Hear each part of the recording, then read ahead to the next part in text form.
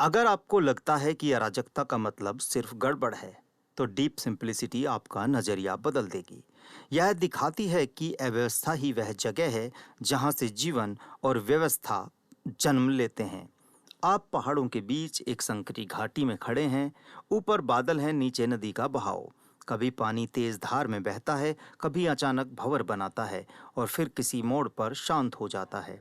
पहली नज़र में यह सब अव्यवस्थित लगता है, लेकिन जॉन ग्रिबिन कहते हैं यह अराजकता केओस नहीं है, बल्कि छुपी हुई व्यवस्था यानी डीप सिंप्लिसिटी है। डीप सिंप्लिसिटी प्रसिद्ध वैज्ञानिक जॉन ग्रिब्बन द्वारा लिखी गई एक दिलचस्प और गहरी पुस्तक है। इसमें लेखक ने कॉम्प्लेक्सिटी और ऑर्डर के बीच के संबंध को समझाने की कोशिश की है। यह पुस्तक साधारण घटनाओं और जटिल प्रणालियों के बीच गहरे संबंध को उजागर करती है और दर्शाती है कि सार्वभौमिक नियम और प्राकृतिक दुनिया की जटिलताएं वास्तव में गहरी और सरलता के पीछे छिपी होती हैं। ग्रिबिन हमें इतिहास के पन्नों पर ले जाते हैं 17वीं सदी में, जब आइजैक न्यूटन ने गति और गुरुत्वाकर्षण के नियम खोजे।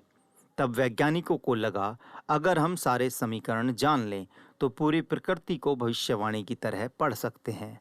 लेकिन 20वीं सदी में आकर पता चला प्रकृति कभी इतनी सीधी नहीं होती। यहाँ दिखने में सरल नियमों के जटिल नतीजे होते हैं। एडवर्ड लोरेंज ने मौसम के कंप्यूटर मॉडल पर काम करते हुए एक दिन पाया इनपुट में एक छोटी सी संख्या की गड़बड़ी से नतीजे पूरी तरह बदल जाते हैं। यही था बटरफ्लाई इफेक्ट। मलेशिया में एक तितली के पंख हिलाने से चिली में तूफान आ सकता है। ग्रिबिन बताते हैं कि केओस कोई विनाशकारी शक्ति नहीं, बल्कि एक पैटर्न जनरेटर है। यह मौसम के बदलाव से लेकर दिल की धड़कन, शेयर मार्केट की उथल पुथल और यहाँ तक कि जंगलों की आग के फैलने तक हर जगह दिखता है। केओस कोई दुश्मन नहीं, बल्कि मार्गदर्शक है। उनका तर्क है अगर आप केओस को समझ लें तो आप उसमें से भविष्य के संकेत निकाल सकते हैं, जैसे समुद्र की लहरों में पैटर्न या आबादी के घटने बढ़ने में लय। केओस और व्यवस्था के इस नृत्य में ग्रिबिन हमें दिखाते हैं कि कैसे सरल से जटिल की यात्रा शुरू होती है। एक तालाब के किनारे लाखों साल पहले रासायनिक अणु इकट्ठा होते हैं। वे एक दूसरे से टकराकर, जुड़कर, टूटकर नए नए रूप बनाते हैं। यह प्रक्रिया सीधी रेखा में नहीं, बल्कि लूप में चलती है, थोड़ा आगे, थोड़ा पीछे और हर चक्कर में कुछ नया। इससे जीवन की ओर पहला कदम बढ़ता है। प्रकृति की कहानी की असली दिलचस्पी यहीं से शुरू होती है। शुरुआत में तो केवल साधारण से नियम थे, जैसे साधारण रासायनिक प्रतिक्रियाएं, अणुओं का टकराना, तापमान के अनुसार प्रतिक्रिया करना। लेकिन जब ये साधारण नियम बार बार दोहराए जाने लगे तो धीरे धीरे उनसे नए पैटर्न बनने लगे। यही पैटर्न्स जो देखने में बेहद मामूली और साधारण लगते थे, आगे चलकर सीड ऑफ लाइफ को जन्म देने वाले साबित हुए। यानी कॉम्प्लेक्सिटी अचानक आसमान से नहीं आई, यह धीरे धीरे छोटे छोटे नियमों और उनकी निरंतर बातचीत से पैदा हुई। अब लेखक जॉन ग्रिबिन हमें सेल्फ ऑर्गेनाइजेशन सिस्टम की दुनिया में लेकर जाते हैं। ये वे प्रणालियां हैं जो किसी बाहरी आदेश, किसी सुपरवाइजर या किसी केंद्रीय दिमाग के बिना ही खुद अपनी व्यवस्था बना लेती हैं। मानव प्रकृति के पास खुद को संगठित करने की एक अद्भुत क्षमता है। कल्पना कीजिए, रेगिस्तान में एक रेत का टीला। हर पल हवा रेत के कणों को उड़ाती है, इधर उधर फेंकती है। हर कण अपनी अलग दिशा में चलता है, लेकिन लाखों कणों को इसी उथल पुथल से अंततः एक स्थिर टीला बन जाता है, जिनकी अपनी ढलान, अपनी आकृति और अपना पैटर्न होता है। आश्चर्य की बात यह है कि यहाँ कोई केंद्रीय इंजीनियर नहीं है, कोई मास्टर प्लान नहीं है। फिर भी लोकल लेवल पर कणों की आपसी टकराहट, मूवमेंट मिलकर एक ग्लोबल पैटर्न को जन्म देते हैं। यही है सेल्फ ऑर्गेनाइजेशन का जादू।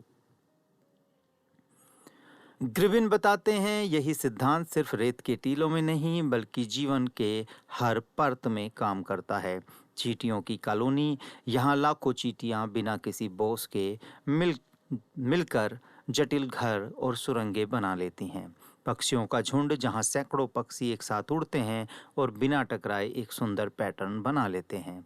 यहाँ तक कि हमारे मस्तिष्क के न्यूरॉन भी, जो अरबों की संख्या में हैं, किसी केंद्रीय कंट्रोलर के बिना आपस में नेटवर्क बनाते हैं और कॉन्शसनेस पैदा करते हैं। सेल्फ ऑर्गेनाइजिंग सिस्टम का सबसे बड़ा रहस्य है फीडबैक लूप्स। इसका मतलब है कि किसी प्रक्रिया का नतीजा वापस उसी प्रक्रिया में इनपुट बनकर लौट आता है। पॉजिटिव फीडबैक यह चीज़ों को बहुत तेज़ी से बढ़ाता है। उदाहरण के लिए, एक अफवाह जैसे ही फैलनी शुरू होती है, लोग उसे और आगे पास करने लग जाते हैं और थोड़ी देर में पूरी भीड़ उसे मानने लग जाती है। वायरस का फैलाव भी इसी नियम से चलता है। नेगेटिव फीडबैक यह चीज़ों को संतुलन में रखता है। जैसे हमारा शरीर जब गर्म होता है तो पसीना निकालकर तापमान घटाता है। यह संतुलन ही हमें जीवित रखता है। असल में फीडबैक लूप ही प्रकृति की भाषा है।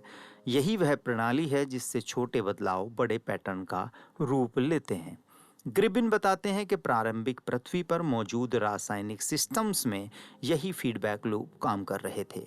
इन लूप्स ने कुछ प्रतिक्रियाओं को स्थिर किया और धीरे धीरे ऐसे पैटर्न बने जो कोशिका जैसी संरचना का रूप लेने लगे। जैसे जैसे ये संरचना स्थिर होती गई, वैसे वैसे वे और अधिक जटिल होती गई। साधारण मॉलिक्यूल से सेल बने, सेल मिलकर मल्टी सेल ऑर्गेनिज्म बने और अंततः इन ऑर्गेनिज्म ने पूरे इकोसिस्टम का निर्माण किया। इससे यह स्पष्ट हो जाता है कि कॉम्प्लेक्सिटी को किसी सुपर डिज़ाइनर की ज़रूरत नहीं होती। यह अपने आप साधारण से अद्भुत में बदल जाती है। ग्रिबिन यहाँ एक साहसिक दावा करते हैं। वे कहते हैं, केवल प्राकृतिक प्रणालियाँ ही नहीं, बल्कि हमारी मानव सभ्यता भी एक सेल्फ ऑर्गेनाइजिंग सिस्टम है। शहरों का विकास, कोई केंद्रीय आर्किटेक्ट पूरे शहर का हर हिस्सा डिज़ाइन नहीं करता, लेकिन लोग अपने अपने हिसाब से घर बनाते हैं और अंततः शहर का एक पैटर्न उभर कर आता है। ट्रैफिक नेटवर्क, हर ड्राइवर अपने हिसाब से गाड़ी चलाता है और इससे सड़कों पर यातायात का पैटर्न अपने आप बनता है। अर्थव्यवस्था, लाखों करोड़ों लोग अपने छोटे छोटे आर्थिक फैसले लेते हैं और इससे वैश्विक अर्थव्यवस्था का सिस्टम जनरेट होता है। यानी जो नियम जंगल को संगठित करते हैं, वही नियम एक महानगर को भी आकार देते हैं। अंत में ग्रिबिन हमें गहरे दर्शन की ओर ले जाते हैं। उनका कहना है कि जितनी चीज़ें जटिल दिखाई देती हैं, उतनी ही गहराई में जाने पर वे सरल नियमों से समझी जा सकती हैं। प्रकृति में कॉम्प्लेक्सिटी का मतलब डिसऑर्डर नहीं है, बल्कि ये साधारण नियमों की आपसी तालमेल है, जिससे जीवन की समृद्धि और विविधता जन्म लेती है। यह दृष्टि हमें विज्ञान में, व्यवसाय में, हमारे निजी जीवन में पैटर्न को पहचानने की नज़र देती है। यह पूरा विचार हमें यह समझाता है कि साधारण से साधारण चीज़ें जब बार बार जुड़ती हैं और दोहराई जाती हैं, तो वो अपने आप एक अद्भुत एक्स्ट्रा ऑर्डिनरी कॉम्प्लेक्सिटी में बदल जाती हैं। ग्रिबिन के अनुसार हमारी दुनिया की जटिलता के बावजूद इसके पीछे एक गहरी सरलता छिपी हुई है।